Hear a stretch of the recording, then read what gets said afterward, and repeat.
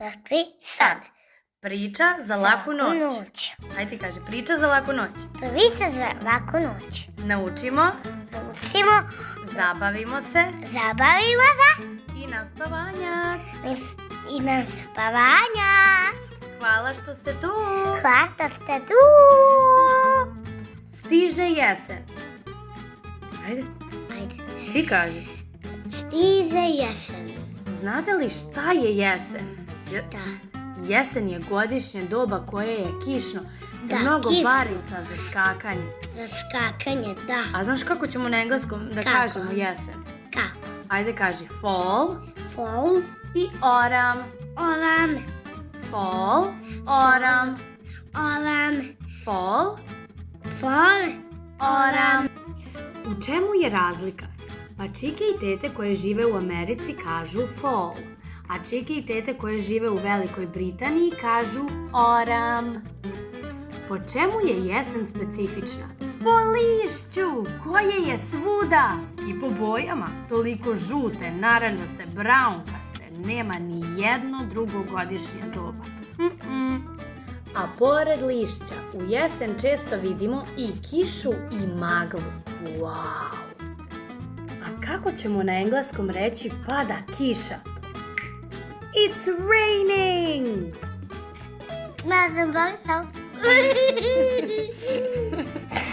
Ups, izgleda da sam malo pokisla. A šta im znači it's raining cats and dogs? Jel to znači da kuce i mace zaista padaju sa neba? Ne, to je izraz kojim žele da poruče da kiša zaista mnogo pada. I mi imamo sličan. Kažemo da lije kao iz kabla. Ne, to je izraz kojim... Ej, druže, da li ti voliš kišu? Voliš kišu? Da. Voliš, ne voliš, voliš, ne voliš? Volim. A vidi, hajde da kažemo na engleskom. Do you like the rain? Do you like the rain? The rain. A videli ste kako sam vas pitala? Do you like the rain? Pitala sam vas sa glagolom do, pa to onda može biti present simple tense. Hajde da probamo. Present simple tense. Ej, druže, jel ti znaš šta je present simple tense? Šta pričaš to? Jel znaš ti šta je present simple tense? Kikov. Nije kikov. Jel ti to možda se malo šališ? A kada bismo htjeli da pitamo da li on ili ona voli kišu, pitat ćemo does he like the rain? Ili does she like the rain? Dakle, kada želimo da pitamo da li on ili ona vole kišu, koristimo does. Does she like the rain? Does he like the rain? U jesenu ume i da bude hladno, jel tako? Kako ćemo reći da nam je hladno? Probajte ovo. Aj ti probaj. It's cold. It's cold. Bravo. Bila jednom jedna jesen.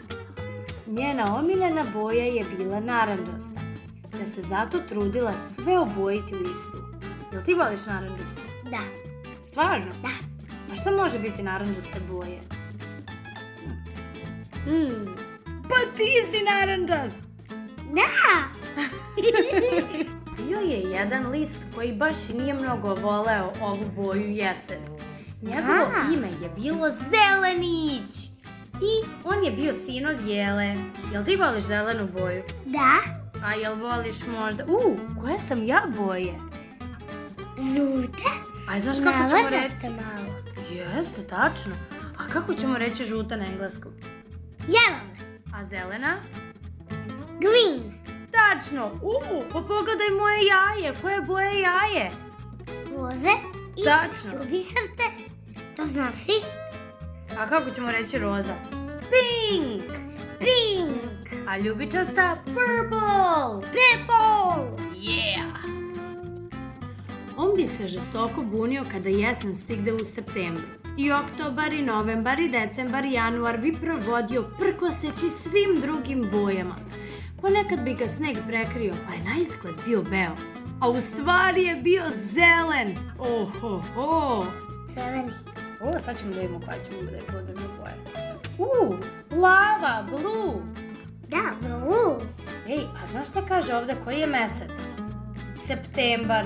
Hajde ti probaj. September. Hajde probajmo sad na engleskom. September. September. Bravo. Oktobar.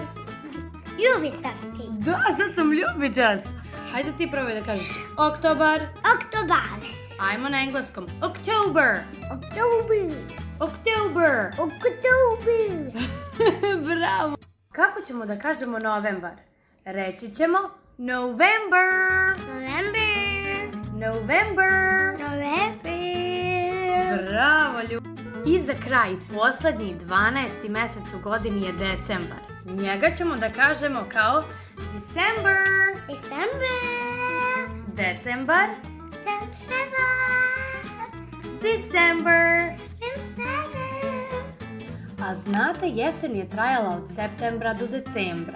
Već tu pred zimski raspust, jesen je spakovala svoje kofere i odlazila na put sve do sledeće godine. A kad se Božić završi, vreme je opet za školu. Do you like school? Da li ti voliš školu? Do you like school? I imamo glagol does, koji koristimo u trećem licu jednine, odnosno kada imamo ona, on i ono. U ovom slučaju vidimo devojčicu. Reći ćemo does she like school? Da li ona voli školu? Does she like school? A kada vidimo dečaka, reći ćemo does he like school? Odnosno, pitaćemo, da se ispravim, does he like school? Da li on voli školu? Bravo! Hvala vam što ste bili danas tu sa nama. Nadam se da ste uživali i naučili nešto novo. Vidimo se uskoro opet. Bye bye!